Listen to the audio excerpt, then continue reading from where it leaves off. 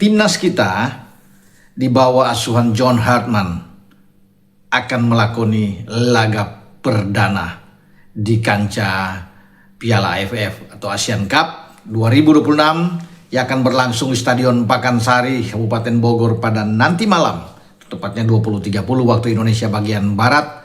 Dan memang biasanya pertandingan pertama selalu akan sulit. Tetapi saya rasa ini kita punya keuntungan ya. Bukan saja kita bermain di kandang dengan dukungan publik yang luar biasa pasti di Pakansari, tetapi waktu kita dalam persiapan itu jauh lebih baik dibandingkan dengan 4 tim yang akan menjadi lawan kita di grup A. Kenapa teman-teman? Karena kita kan belum bermain, sementara Kamboja yang akan menjadi lawan kita nantinya sudah bertanding. Bahkan mereka kalah di kandang lawan Singapura. Sementara Vietnam menghajar habis Timur Leste 7-0 di Chonburi. Jadi di sini kesempatannya. John Hartman bisa melihat ya calon lawan-lawan kita, menganalisis kekuatan-kekuatan mereka, terutama Kamboja. Ya. Dan Kamboja pasti tim yang terluka yang selalu ingin bangkit karena setelah mereka kalah dari Singapura, mereka tentunya akan melampiaskan kekecewaan itu menghadapi Indonesia. Makanya tetap kita harus waspada, fokus menghadapi pertandingan ini, tidak boleh menganggap remeh sama sekali dengan Kamboja. Tapi kalau dilihat dari beberapa aspek yang mendukung, ya yang sebelum tadi, tuan rumah, kita masih punya masa istirahat, belum bermain dibandingkan dengan Kamboja yang sudah bertanding. Ya, rekor pertemuan kita jauh lebih bagus, yang bahkan sangat telak melawan Kamboja. Dan kualitas pemain, kedalaman skuad kita itu jauh lebih bagus dibandingkan dengan Kamboja. Oke, sekarang kita lihat dari 26 pemain, 24 ya kemarin ikut latihan dalam training terakhir di Stadion Ahmadiyah. Marcelino tidak bisa bermain, cedera. Justin Hapner tidak diberi izin oleh klubnya karena dibutuhkan untuk di pramusim. Oke, nah lalu bagaimana John Hartman untuk bisa memainkan taktik atau game plan dia menghadapi Kamboja? Saya pikir memang banyak opsi yang akan dia lakukan. Tidak akan sama juga dengan ketika mengalahkan Bali United dengan 3-0 dalam uji coba. Pasti ada perubahan yang akan dia lakukan. Ya, namanya uji coba, tentunya dia ingin mencoba semua pemain dan itu terlihat kan. Babak pertama lain, komposisi pemain di starting 11, babak kedua juga lain komposisi pemain. Ketika kita menang 2-0, babak pertama ada 1-0 di babak kedua melawan Bali United. Melawan Kamboja punya gaya, style permainan mereka itu sama. Ya, tidak beda jauh dengan timnas kita. Main dengan skema pola mereka 3-4-3. Maka pelatih Koji, ya, Gyotoku, pelatih asal Jepang yang menangani Kamboja ini akan memainkan pemain yang juga tidak akan banyak perubahan ketika mereka tampil melawan Singapura dan kalah.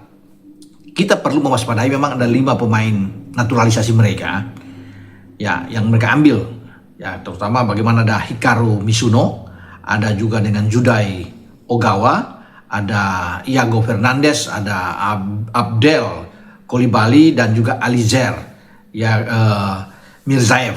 Ini pemain dari Uzbekistan. Kalau Kolibali itu pemain dari Pantai Gading. Iago Fernandez dari Brazil dan 2 dari Jepang ya, ada Mizuno dan Ogawa. Itu yang di belakang. Mizuno pemain belakang. Nah, Mirzaev dan Ogawa itu pemain tengah. Kemudian ada Abdel Kolibali dan Iago Fernandez itu ada di depan.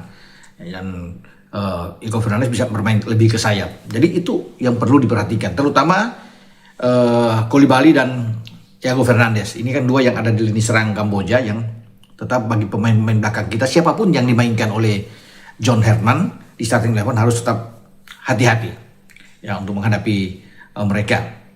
Nah, tapi kalau Kamboja bermain terbuka, saya kira mereka akan kalah. Mereka akan banyak menunggu melawan kita. Mereka tahu kualitas mereka kalah dengan Indonesia, sehingga pelatih Koji ini ya untuk lebih banyak mereka bertahan dulu, menunggu serangan counter attack melawan kita. Karena memang saya ingin mereka bermain lebih terbuka. Kalau bermain terbuka kan enak, jual beli serangan dengan timnas kita, tapi mereka tahu mereka akan blunder kalau bermain dengan gaya seperti itu. Ya, mereka tetap akan berusaha untuk tidak kalah melawan Indonesia, mencuri kemenangan itu jauh lebih bagus tentunya, itu luar biasa buat mereka, atau imbang itu bagus ya. Tapi bagi kita harga mati adalah menang melawan Kamboja. Itu tidak bisa ditolerir. Kita bermain di kandang. Ya. Tidak ada lagi bicara lain bahwa kita itu apalagi kalah ya, imbang, tidak. Ya. Karena Singapura aja bisa menang di markas Kamboja. Secara kualitas juga kalau kita lihat dengan kualitas dengan Singapura, kita masih lebih bagus dari mereka. Jadi memang harus percaya diri. Itu penting dan itu selalu ditanamkan oleh John Herman terhadap ini. Mental mereka, fisik kan sudah oke, sudah latihan 2 tahap di Bali dan sudah kembali. Saya rasa John Herman sudah menyiapkan taktik yang jitu untuk menghadapi Kamboja dalam pertandingan pertama ini. Memang tidak ada Justin Hubner, ya kita agak di belakang ya, tidak begitu kuat memang, tidak seimbang. Ya kalau ada Justin kan akan jauh lebih bagus.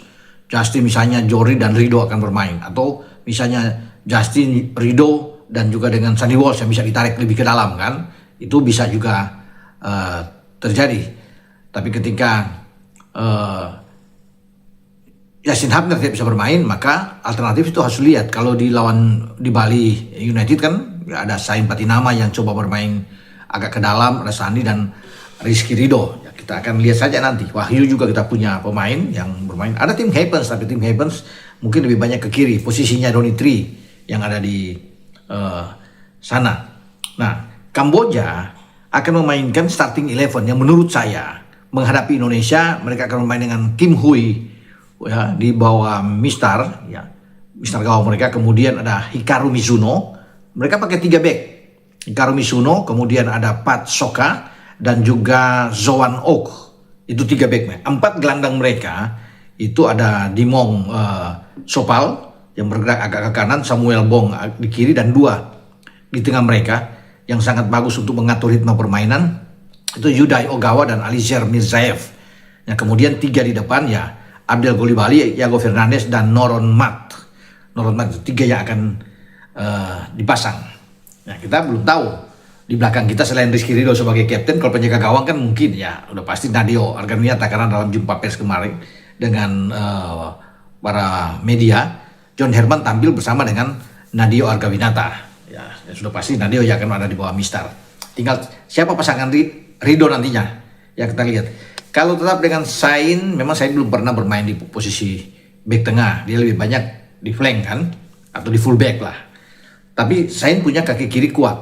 Sama seperti Justin Hubner. Ketika bermain dengan 3 back, Justin, Ridho ada di kanan, dan Jai Ises di tengah, seperti di FIFA Matchday, itu lawan Oman dan Mozambik ya. Itu kuat, karena Justin agak di kiri, memang kuat kaki kiri. Mungkin saja ditarik Sain Patinama ini bermain agak ke dalam, karena Sain punya kaki kiri yang kuat ya, tergantung bagaimana Herman melihat ini. Karena Jordi juga bisa ke belakang kan untuk bisa bermain. Jordi yang saya bilang tadi, Jordi ada Ridho sama dengan Sandi. Itu yang kita akan tunggu nantinya. Selamat berjuang ya untuk Rizky Ridho dan kawan-kawan, semoga mendapatkan hasil yang baik. 3 poin di kandang kita, dan itu menjadi modal kuat untuk kita bisa menatap pertandingan-pertandingan selanjutnya. Ya sekali lagi, ini harga mati buat kita.